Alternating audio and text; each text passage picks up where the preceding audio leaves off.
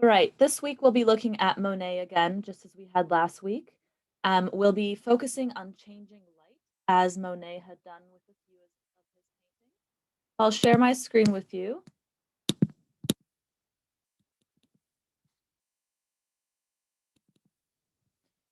Right, so our learning intention will be changing light. We'll be creating 4 paintings using different colors to demonstrate different times of the day or the mood. And I'll go into more detail about that throughout the slides. So Impressionism. Monet is known as one of the founders of the Impressionist movement, along with other artists experimenting with painting styles at that time.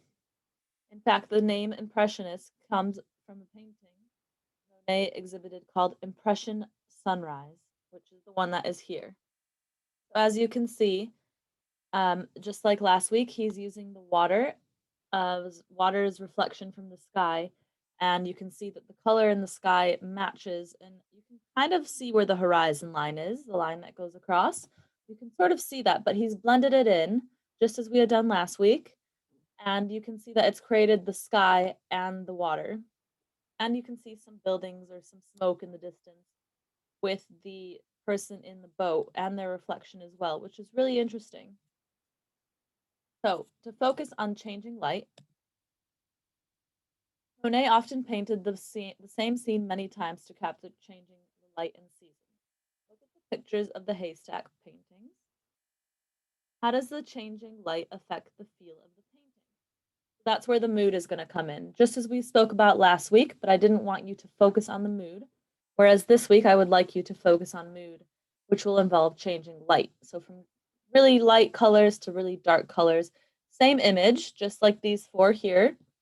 You're going to create 4 of the same image, and then using different colors to create a mood. So talk with your parents or yourself about what mood these images give off.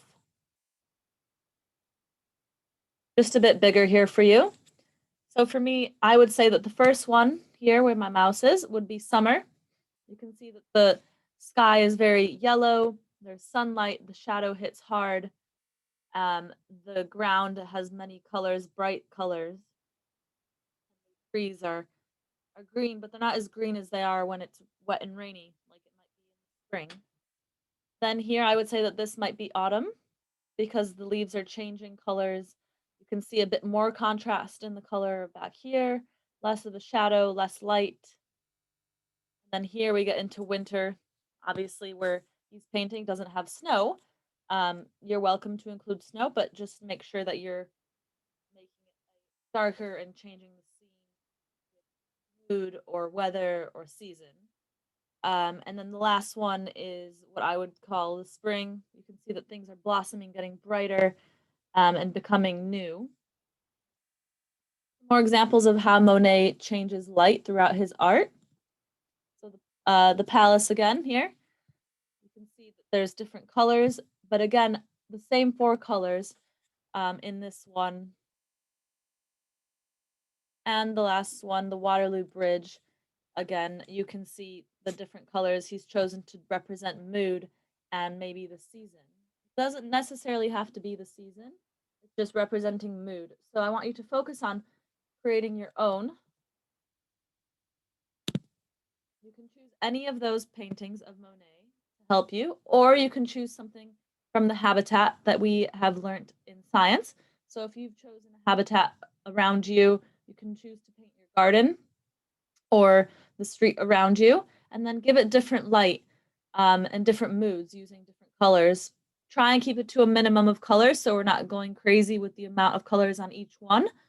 But get creative with your scene. You can choose the habitat, like I said, or one of Monet's. I prefer using watercolor, but you can use whatever you have at home. Okay, I can't wait to see all of your amazing work.